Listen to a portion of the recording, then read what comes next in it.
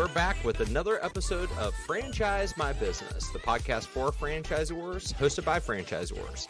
I'm your host, Kevin Oldham, and we're going to talk about one of the topics that is near and dear to my heart, which is wellness. It's my honor and privilege today to have Ross Franklin on the show. He is the founder and CEO of Pure Green Franchise. Chances are you probably recognize the logo when you see it on our videos. He's also a best-selling author of the book called Founder Success Formula, top-ranked entrepreneur under Forbes Next 1000, keynote speaker, and just a heck of a great guy. So Ross, welcome to the show, man. Thank you so much for having me. It's my pleasure. It's my pleasure. Let's go back to the origin story, because our show, a lot of people are thinking about franchising or they're early in their journey. And so the founder story is a lot of times where all the nuggets of gold are, because that's where we make all of our mistakes and things like that, right? So when did you launch your business, this business? So I started back in 2014 in New York City, one of the most competitive cities in the world. Yeah. So almost a decade ago in New York City, 2014. What were you doing before you started this business? So I used to be in the fitness business and owned my own health club. I sold it, started my own consulting company and started consulting for different wellness brands, big box gyms, 50,000 square foot gyms, and got into yoga studios, Pilates studios, finally juice bars. Came to the realization that when you look at optimal health, 80% of getting results is weighted in nutrition. And I wanted to make the most massive impact on people's health as possible. And that became the foundation for starting Pure Green. Oh man, I love that. I love that. And yeah, you're right. Like, as somebody who's always tried to like optimize nutrition, exercise, and everything, it's like everybody always thinks, hey, go to the gym as a solution or go for a run as a solution.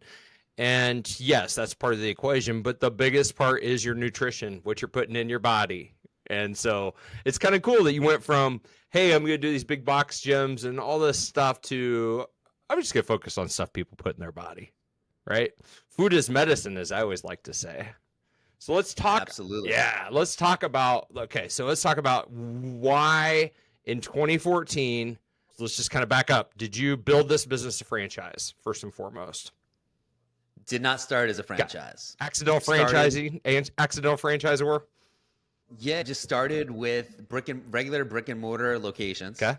And the focus was exceptional products. Yeah.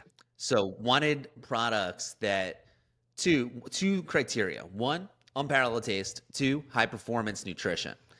And developed some killer products. And we built a loyal following in New York City and built it from there. Then 2016 comes along. We start our wholesale division. So we start wholesaling our cold pressed juice and our cold pressed shots, selling it to gyms, buying trucks. And at the time, had 500 accounts. We're self-distributing. Made a big mistake and realized that when you look at the wholesale business, it's a distribution game. Yeah. Once we realized that, just started locking up distributors and grown to today. Now we have over 50 sports teams as clients, Really? 30 college teams as clients, SpaceX is a client. And then we didn't start franchising until 2020. Oh, really? So in the middle of the pandemic. Yep, that's right. That's a common theme, man. Like, there's so many of our guests that started franchising during the pandemic. What was your tipping point where you're like, hey, I think we're going to package this up and start offering it to other entrepreneurs? So what it was is both divisions of the company. At one time, the company was just one, right? We had our brick and mortar stores, privately owned.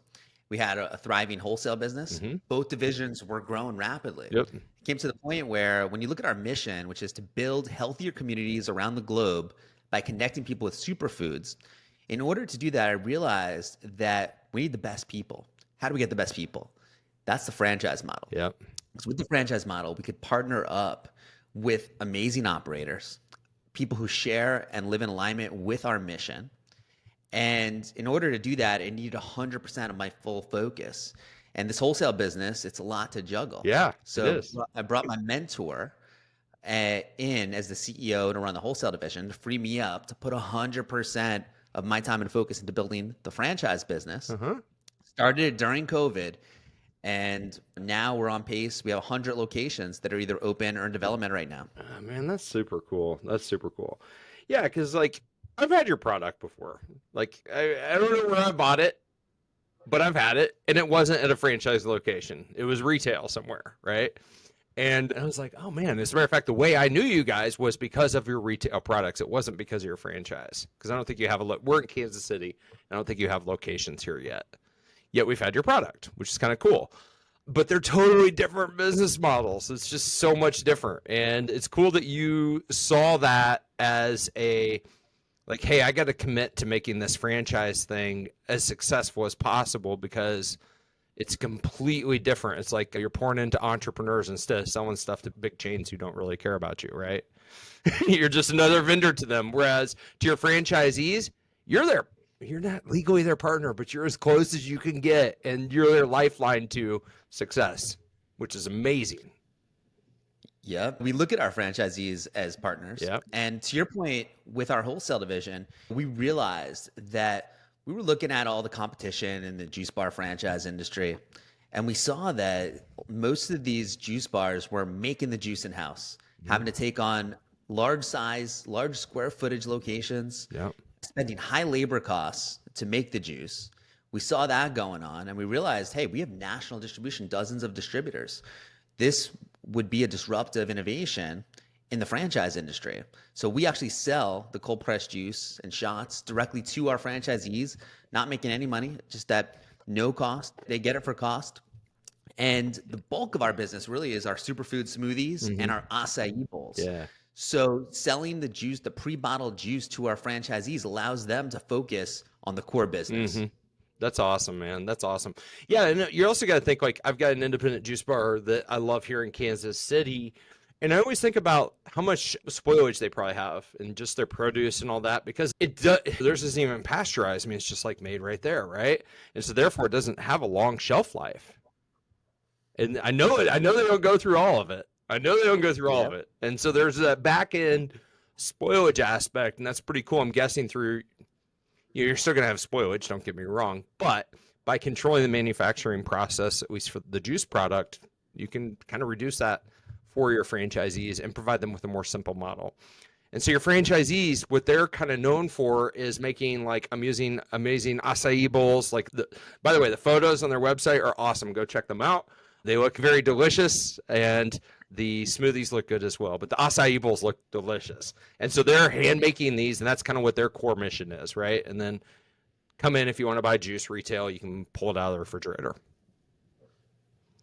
And back to the juice, just to comment on that, when we started making the juice raw, like you see at your local juice bars, only has a 3-day shelf life, and you're absolutely right. A lot of waste. We found is 25% to 30% waste. Wow. Terrible. That's huge. That's huge. That's not a small thing. Like that's a lot of your cogs. Yep. And you either sell out a product every day, which is a good thing, but then your guests come in and they're like, they can't get their favorite flavor, or you have a ton of waste. There's always waste with that. So what we did to counter that is a process called HPP, which stands for high pressure processing.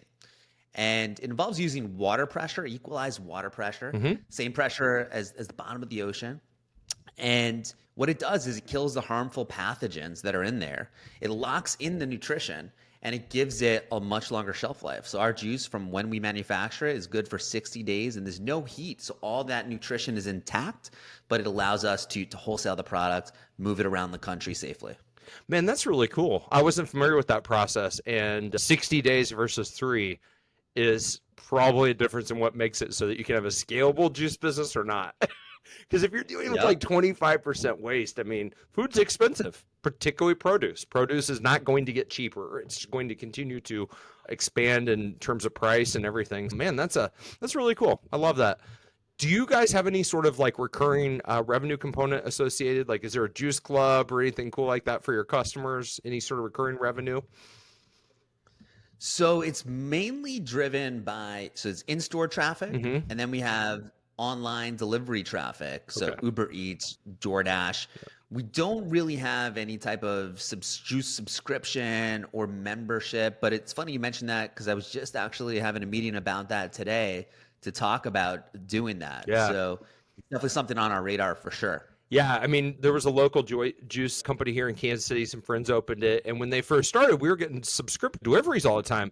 And my wife ordered it, but I loved it because I always knew that I would have this. It was called Earl's Elixir or something. I always knew I got 2 of those every week, and it was awesome. And one day it stopped, and I was kind of bummed. I'm like, hey, what happened to the juice subscription? Because I liked having that cold pressed juice that I knew was made kind of fresh for me, showing up at my house and didn't have to think. Yeah, I would encourage you guys to look at that because I think that there's a lot of people. Our house was one of those people that subscribed to a juice. So let's talk about other opportunities. So are you guys exclusively in the United States right now? Right now, just in the U.S. Okay. Are you seeking international expansion, or is it going to be one of those things that kind of happens organically and, if you find the right partners, or is it a proactive expansion strategy for you all, or do you feel like the United States is just good enough there's a lot of opportunity still?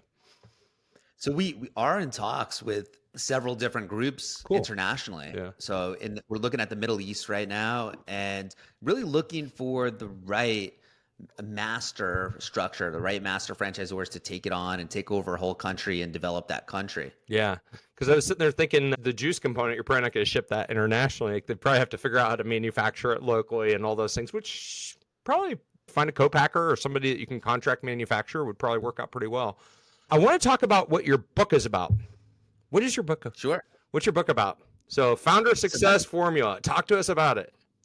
Yeah. So I really wrote the book as a roadmap with really what it contains is it's designed for our franchisees. Oh, and really? It really is success formula. Yeah. So it's all the standards and strategies for success, and it talks a lot about self-development. It talks a lot about just really the basics, right? It talks about just the importance of when you look at tonality, when you look at just body language, it's as basic as that, stemming out into just planning, focusing on goals, how to strategize and how to plan for your business. So there's it's designed to give actionable strategies for your business. So not necessarily for Purine, but our franchisees love it and get a lot out of it. Yeah. But even people in other industries are applying it in their respective industries.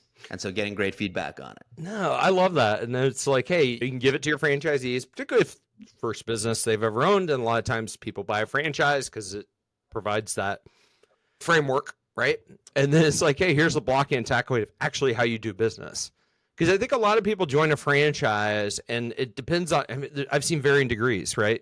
Where sometimes they'll have internal business consultants who will help them with the business aspect. Like, think about how you run a business, just overall business principles. And sometimes people don't come into franchise ownership with those principles, that foundation, right? And then you get people who come in and they're like, yeah, this is very basic for me. Like, I want to buy 20 of these things, right? I'm going to own the entire, whatever, Long Island or whatever it is. So varying degrees, but it's nice to have that playbook for people. And furthermore, it just makes you an authority and it probably helps drive inquiries, at least, to your franchise system. Exactly right. Yeah. And I'll tell you this, that I've been wanting to write a book for a while. I've been wanting to take what's in my brain and just put it down on paper and make it available. Yeah. But the driving force behind writing the book was actually, I was having a meeting with our PR team and I was a little frustrated with them. I said, guys, we need more national press. How can we make this happen? We want all the top publications. Right. I'm like, you guys know what we want. Yeah. What do you need? And they're like, it'd be easier if you were an were a authority. best-selling author and you wrote a book. Yeah. Like, oh, really? Okay. Challenge accepted. Yeah. Literally a week later, because I had a lot of the materials available, boom, just self-published it, threw it on Amazon, became a bestseller right away. I was like, there you go, guys. Now let's make it happen. So hold on. You did your book in a week? Like, you already had.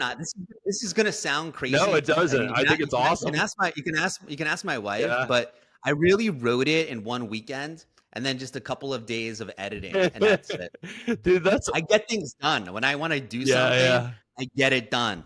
That's it. That's awesome. I haven't written a book. I think it's in my bucket list of things to do. But I have many friends who have, and none of them got it done that quick. I can tell you that right now. Like, that's pretty impressive, man. I'm gonna have to go check that out. So that's cool. Yeah, but it's really, I had a lot of the content. Like I've Stuff written here, right? articles in Oh, yeah, Forbes yeah, and that type of stuff. So I took some of the stuff from there, I just wove it together.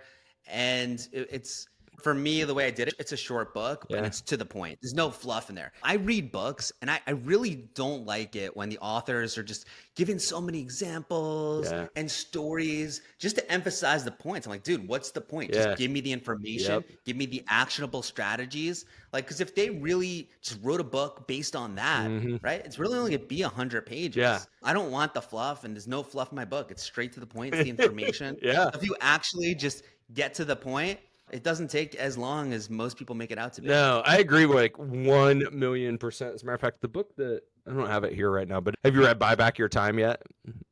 No. Gosh, it's so cool. It's such a phenomenal book by Dan Martell. He teaches and coaches SaaS founders and whatnot. Yeah, I know Dan. I've spoken Oh, with okay, him. cool. Yeah, he's super cool guy, right? Yeah. Great founder story, all that stuff. But his book is amazing. And it's one of the few ones that I've read that I'm like, you know what? If you cut this and you got rid of some of the anecdotes, like it actually would suck. It wouldn't suck, but it would just be boring because his anecdotes are the anchors that I keep using in my head. And I'm like, oh, yeah, that story. I don't want to be like that guy. So I think sometimes those anecdotes work because it's like a book about buying back your time. Like everybody's written that book already, right? Like time management is a boring topic until you throw badass stories in there. And it's like, oh, hold on. I definitely don't want to be that guy. So it's cool as Dan. I've followed Dan since his Clarity FM days, like a decade ago, right? And I'm like, hey, that dude's really smart, really smart. So it's cool to see him write a book. For SaaS companies, he's the guy. Yeah, and I guarantee it took him longer than a weekend. Yep. I mean, you're balancing all that while balancing a growing franchise system. So let's talk about family. You've got a wife, you got kiddos, you got I a fan. have a 6-month-old son. Holy smokes! Wife So and you're like 13-month-old right son. in it. Congratulations, man. As Thank you. I don't know if you heard, I said mute everything, and then I got one text message earlier. That was an emergency text message from a family member. That was my wife, probably calling to talk about our son, who starts middle school next week. And I will tell you, it goes really quick. So enjoy it, have a lot of fun. But also know that it's pretty cool when you're an entrepreneur building your business in front of your children.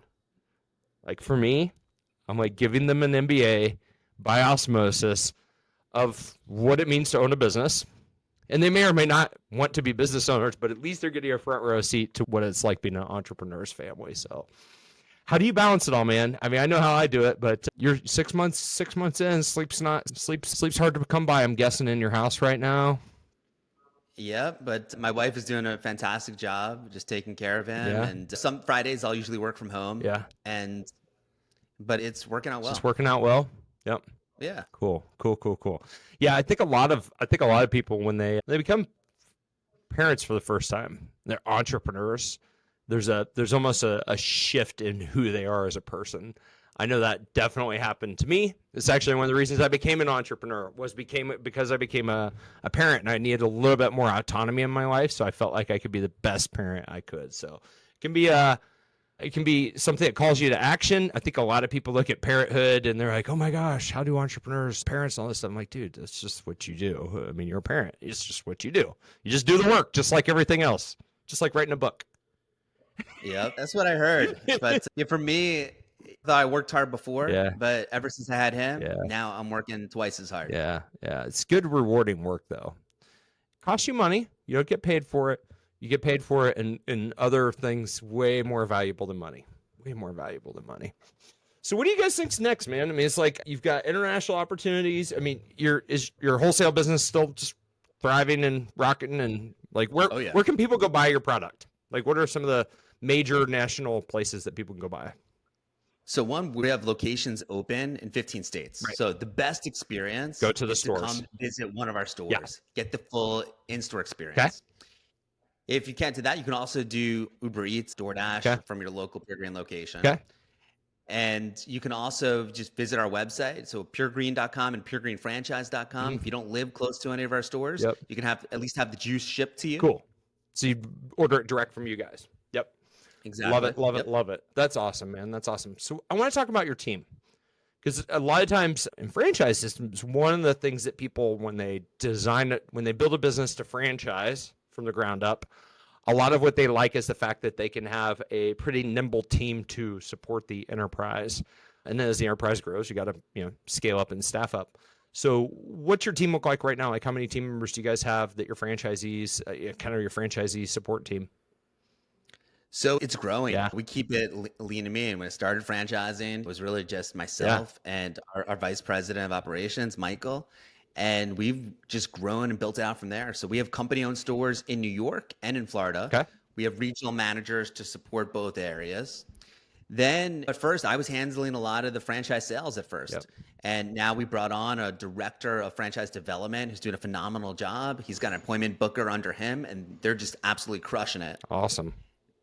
Then we are hiring a lot of new people right now just to support our franchisees. The focus right now is just giving the absolute full service, best support to our franchise partners. So we're constantly adding new corporate team members on just to help support them.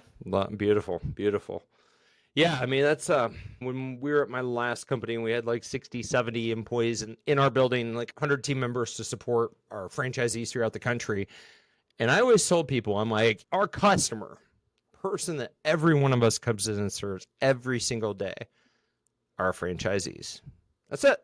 Like that's our job. Come in and help them get everything that they want in the world. And if we do that, the math will work, the customers will be happy, like the whole thing will work. But as soon as we lose sight of that and we start thinking somebody else is our customer, maybe the end user, right? I mean, I hate to say it, but the end user, the person drinking the juice, sure, that's your customer, but that's not your most important customer when you're a franchisor.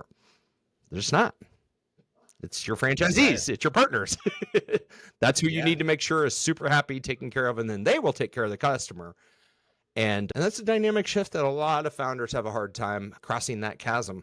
How did you cross the chasm? Was that natural for you? I get the feeling it was. You seem like the type of person who likes mentoring people. For me, when I started franchising, I didn't know anything about it. Yeah. What I always do is, to your point about mentors, I went out and found mentors, went out and found some of the best franchisors, spoke with them. Some of the best franchisees, spoke to them, just got advice. And to your point, what it comes down to, what everyone told me, they're like, Ross, there's going to be a lot of things that you're going to be tempted to do. They're like, the vendors are going to offer you rebates. They're like, never take them. They're like, you need to pass on all the savings directly to your franchisees. You need to maximize their profit. And I really took that advice to heart. Yep. And sure enough, they're absolutely right. Yep. Every vendor in the world is offering rebates. I'm like, nope, don't want it. Yep. Pass the savings directly on to our franchisees because we want our franchisees to be massively profitable. Bingo. And sure enough, 90% of all our franchisees have either committed to or started the process of opening up additional Pure Green locations. That's awesome. And it's because their initial locations are super profitable. Yeah. Profitable franchisees solve like 99% of the issues I've found. It's like realistically, it's like if they're making money and and the system's working, you're honoring your promises, like the relationship works well. And most of the time when it doesn't, it comes down to economics. It's like, hey, there's some financial stress with the operator, can't pay the rent or whatever. And so that's cool. It's a good philosophy. One that I think I wish more people subscribe to. It's cool that you had a mentor that kind of pushed that out initially, because I think a lot of franchisors, when they're building their system, they can have this, you probably run a spreadsheet just like we have. It's like, hey, here's what we look like at 200, 300, 400, 500, 1,000, 2,000 locations, right? It almost gets intoxicating on what could happen, the possibilities. And then you've got to make some decisions as you're going through that. It's like, how do we participate in this and who gets what? And so I think that's pretty cool that you guys built that into your economic model at the very beginning. Dude, this has been awesome. If people want to learn more about you, like what's the best place, whether it's you, your organization, like what's the best place for them to go to get plugged in? Yes, I'll give you a couple resources. Cool. One is puregreenfranchise.com website. Social media is @puregreen on Instagram. Okay. My personal handle where everyone can connect with me, Ross F. Franklin on Instagram. And that's it. Awesome. Thanks, man. Deeply appreciate you joining us. I know that there's going to be people who found value in this, particularly people who probably are accidental franchisors, people who fall into it, which I think is about 50-50 based on all these conversations we've had. So again, thank you for taking time. Thank you so much for having me on. My pleasure. Ladies and gentlemen, if you got value out of conversation with Ross today, I would just ask for two things. Number one, if you think of somebody who'd benefit from hearing his story, go ahead and text this episode to him right now. And then number two, if you like what we're doing at our show, love it if you smash that subscribe button. Until next time, I'm your host, Kevin Oldham. I hope that you have a phenomenal week and be well.